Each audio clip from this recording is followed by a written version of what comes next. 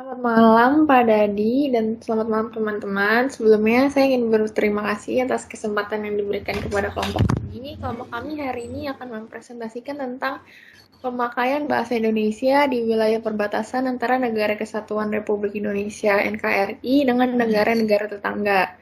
Kami dari kelompok 8, anggotanya ada saya Renata, kemudian ada teman saya Erik, ada teman saya Michelle, dan teman saya yang lain yaitu Yunita. Tolong next. Nah, jadi pertama-tama kita akan bahas soal latar belakang. Nah, seperti yang kita ketahui, Indonesia sendiri merupakan salah satu negara yang memiliki wilayah yang cukup luas. Dan berdasarkan perjanjian internasional, setiap negara memiliki wilayah tertentu dengan batas-batasnya. Wilayah Indonesia terbagi menjadi 3 bagian, yaitu darat, laut, dan udara. Hal tersebut berdasarkan dengan Ketentuan Pasal 1 Ayat 1 Undang-Undang Nomor 43 Tahun 2008, di mana wilayah Negara Kesatuan Indonesia, yang selanjutnya disebut sebagai wilayah negara, merupakan salah satu unsur negara yang merupakan salah satu wilayah daratan, berdasarkan data Kementerian Energi dan Sumber Daya Mineral, dan juga dalam Undang-Undang Nomor 43 Tahun 2008 Pasal 5, yang mengatur tentang wilayah negara, terdapat 3 negara yang berbatasan langsung dengan daratan Indonesia, yakni Malaysia, Timor Leste, dan Papua Nugini. Sebagaimana kita ketahui, kebijakan bahasa nasional kita telah ditentukan secara proporsional oleh fungsi dan peran bahasa nasional atau negara kita, yaitu bahasa Indonesia. Kemudian, karena di setiap negara memiliki kebutuhan yang berbeda-beda, sumber daya yang berbeda-beda, kondisi wilayah yang berbeda-beda, geografis, dan mungkin iklim yang berbeda-beda, maka negara-negara ini yang kemudian berbeda ini mencoba untuk saling memenuhi kebutuhannya masing-masing dengan cara berinteraksi dengan negara tetangga. Contohnya Indonesia dengan Malaysia, Timor Leste, dan Papua Nugini. Nah, karena Indonesia, Malaysia, Papua Nugini, dan Timor Leste memiliki bahasa yang berbeda-beda, kita tidak mengucapkan bahasa yang sama. Akhirnya, para penduduk di wilayah perbatasan mencoba untuk berinteraksi sebisanya, baik melalui bahasa isyarat atau bahasa tubuh, sampai akhirnya mereka dapat mengerti satu sama lain dan akhirnya terbentuklah seseorang yang bilingual, atau dalam arti dapat berbicara berbagai macam bahasa.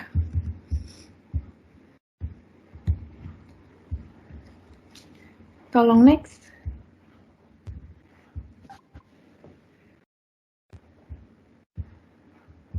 Nah, kemudian kita akan membahas masalah penelitian. Yang pertama ada, apakah perbatasan wilayah dengan negara Timor Leste berpengaruh terhadap penggunaan bahasa Indonesia? Yang kedua, apakah perbatasan wilayah dengan negara Malaysia berpengaruh terhadap penggunaan bahasa Indonesia? Yang ketiga, apakah perbatasan wilayah dengan negara Papua Nugini berpengaruh terhadap penggunaan bahasa Indonesia? Next. Kemudian tujuan penelitian kami, yang pertama ada pengaruh perbatasan wilayah dengan negara Timor Leste terhadap penggunaan bahasa Indonesia. Yang kedua, pengaruh perbatasan wilayah dengan negara Malaysia terhadap penggunaan bahasa Indonesia. Yang ketiga, pengaruh perbatasan wilayah dengan negara Papua Nugini terhadap penggunaan bahasa Indonesia. Next. Selanjutnya akan dibawakan oleh teman saya Yunita. Terima kasih.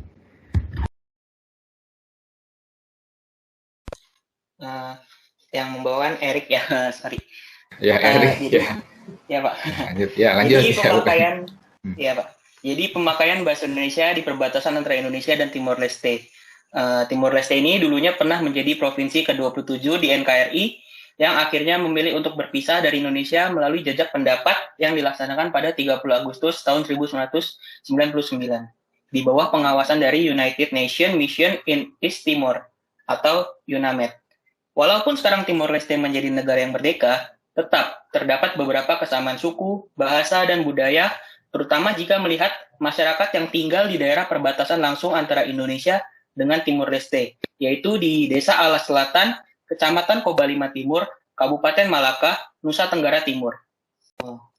Masyarakat perbatasan yang tinggal di Kabupaten Malaka ini terdiri atas dua kelompok, yaitu kelompok masyarakat asli yang sejak awal sudah menetap di wilayah dan kelompok masyarakat Timor Leste yang memilih bergabung ke dalam Negara Kesatuan Republik Indonesia.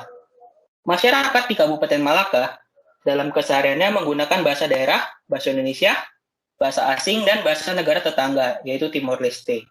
Adanya kontak budaya oleh masyarakat yang tinggal di wilayah perbatasan pastinya akan menyebabkan terjadinya kontak bahasa yang memungkinkan mereka untuk memilih bahasa dalam berkomunikasi. Penelitian yang dilakukan oleh Hamdanah dan Handayani pada tahun 2020 yang meneliti pilihan dan sikap bahasa masyarakat di wilayah perbatasan, tepatnya di Desa Alas Selatan, Kecamatan Kobalima Timur, Kabupaten Malaka, Provinsi Nusa Tenggara Timur. Penelitian tersebut menghasilkan kesimpulan bahwa masyarakat di Desa Alas Selatan cenderung menunjukkan sikap yang sangat positif terhadap bahasa Indonesia. Hal ini dikarenakan menurut mereka, bahasa Indonesia merupakan bahasa yang paling komunikatif dan dapat menjembatani perbedaan bahasa dalam interaksi sosial masyarakat. Begitu pula dengan bahasa daerah. Masyarakat di Kobalima Timur cenderung menunjukkan sikap yang positif. Sedangkan pada bahasa negara tetangga, yaitu Timor Leste, yaitu bahasa Tetun, mereka cenderung menunjukkan sikap yang kurang positif. Maka, masyarakat di perbatasan antara Indonesia dan Timor Leste lebih suka untuk menggunakan bahasa Indonesia di dalam berkomunikasi dan bersosialisasi di kehidupan sehari-harinya. Yang kedua ada pemakaian bahasa Indonesia di perbatasan antara Indonesia dan Malaysia. Malaysia merupakan negara yang serumpun dengan Indonesia, karena Malaysia memiliki banyak kesamaan akar budaya, sejarah, kerajaan-kerajaan, agama, bahkan keturunan yang hampir sama. Suku Melayu merupakan suku yang sama-sama ada di Indonesia maupun Malaysia. Oleh karena itu, Indonesia dikatakan serumpun dengan Malaysia. Berbagai aktivitas yang dilakukan oleh masyarakat di perbatasan tidak dapat dipisahkan dari unsur bahasa di dalamnya, baik dalam aktivitas berdagang, bekerja, bersosialisasi, dan sebagainya, menggunakan bahasa sebagai alat untuk berkomunikasi. Kecamatan Long Apari, Kabupaten Kutai Barat, Provinsi Kalimantan Timur, adalah salah satu daerah yang berada di wilayah perbatasan antara Indonesia dan Malaysia. Masyarakat di sana menggunakan 3 bahasa dalam kesehariannya, yaitu bahasa daerah, Auheng, yang merupakan bahasa dari suku mayoritas di daerah tersebut, yaitu suku Dayak Auheng. Lalu bahasa Indonesia, yang juga merupakan bahasa yang sering dipakai oleh masyarakat di sana. Dan juga ada bahasa negara tetangga, yaitu Melayu. Karena daerah tersebut berbatasan langsung dengan negara tetangga. Pastinya masyarakat di sana juga mengerti bahasa dari negara tetangga. Penelitian yang dilakukan oleh Palupi pada tahun 2015 dengan meneliti sikap berbahasa di masyarakat wilayah perbatasan, tepatnya di Kecamatan Long Apari, Kabupaten Kutai Barat, Provinsi Kalimantan Timur. Dari penelitian tersebut, mendapatkan hasil bahwa masyarakat Long Apari menunjukkan sikap yang positif terhadap bahasa Indonesia dan bahasa daerahnya, yaitu Auheng.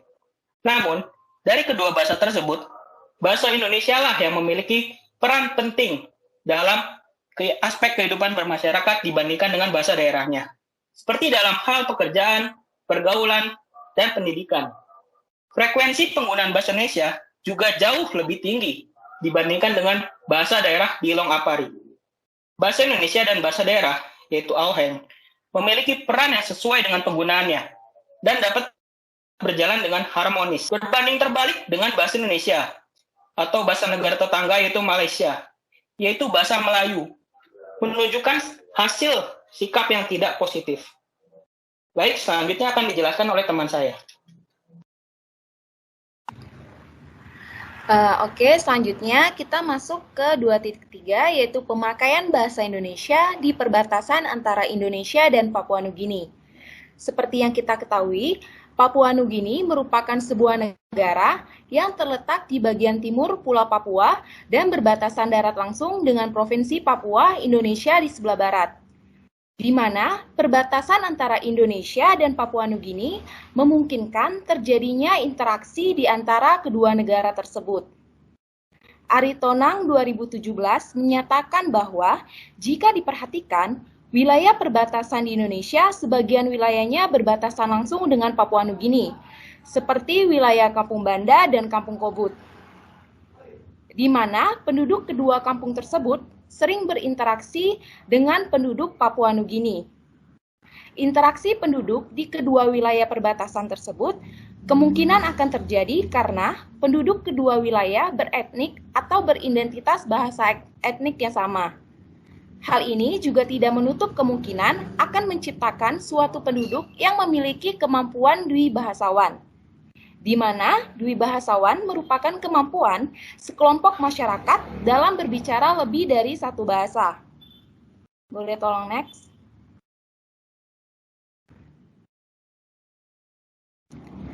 Hasil penelitian memperlihatkan bahwa persepsi penduduk Banda adalah sangat positif terhadap bahasa Indonesia, positif terhadap bahasa Walsa, bahasa daerah, dan tidak positif terhadap bahasa Papua Nugini. Sedangkan persepsi penduduk Kobut adalah positif terhadap bahasa Indonesia, cukup positif terhadap bahasa Muyu, bahasa daerah, dan cukup positif terhadap bahasa Papua Nugini. Hasil persepsi kedua kelompok penduduk tersebut terhadap bahasa Indonesia dan bahasa daerah masing-masing disebabkan karena adanya rasa setia, bangga, dan sadar terhadap norma bahasa Indonesia, Walsa, dan Muyu. Sedangkan hasil persepsi penduduk Banda adalah tidak positif dan penduduk Kobut cukup positif terhadap bahasa Papua Nugini disebabkan karena bahasa Papua Nugini ini tidak digunakan dalam berkomunikasi di kehidupan sehari-hari. Jadi untuk menjalankan hidupnya dan berinteraksi, penduduk di kampung Banda dan Kobut ini lebih nyaman atau lebih sering menggunakan bahasa Indonesia dan juga bahasa daerahnya masing-masing. Selanjutnya akan dilanjutkan oleh teman saya. Sekarang saya akan membahas mengenai kesimpulan. Bahasa Indonesia merupakan bahasa nasional Negara Kesatuan Republik Indonesia atau NKRI. Selain digunakan dalam negara Indonesia, bahasa Indonesia juga dapat digunakan serta mempengaruhi penggunaan bahasa di wilayah yang berbatasan langsung di Indonesia. Menurut UU nomor 43 tahun 2008 pasal yang kelima yang tadi dibahas di latar belakang, terdapat 3 negara yang berbatasan langsung dengan daratan Indonesia, yaitu Malaysia, Timor Leste, dan Papua Nugini. Timor Leste, Malaysia, dan Papua Nugini ini merupakan negara-negara tetangga, di mana terdapat wilayah perbatasan di antara negara tersebut, menjadikan bahasa Indonesia sebagai salah satu bahasa yang digunakannya. Contoh wilayahnya tadi sudah disebutkan di bagian sebelumnya, seperti ada Kabupaten Kobalima Timur dan Malaka yang terletak di Nusa Tenggara Timur. Selanjutnya ada Kecamatan Long Apari, Kabupaten Kutai Barat di Provinsi Kalimantan Timur yang berbatasan langsung dengan Malaysia, dan wilayah Kampung Banda dan Kampung Kobut yang berbatasan langsung dengan Papua Nugini. Penelitian tersebut menunjukkan bahwa wilayah-wilayah perbatasan tersebut lebih cenderung bersikap positif terhadap bahasa Indonesia. Hal ini dikarenakan mereka menganggap bahwa bahasa Indonesia merupakan bahasa yang paling komunikatif dan dapat menjembatani perbedaan bahasa dalam interaksi sosial masyarakat. Bahasa Indonesia juga dianggap memiliki peran yang penting di dalam aspek kehidupan masyarakat dibandingkan dengan bahasa daerah yang lain seperti Timor Leste, Papua Nugini, ataupun Malaysia, seperti di dalam hal pekerjaan, pergaulan, dan pendidikan. Sekian presentasi dari kelompok kami. Mohon maaf apabila ada kesalahan dalam penyampaian. Terima kasih.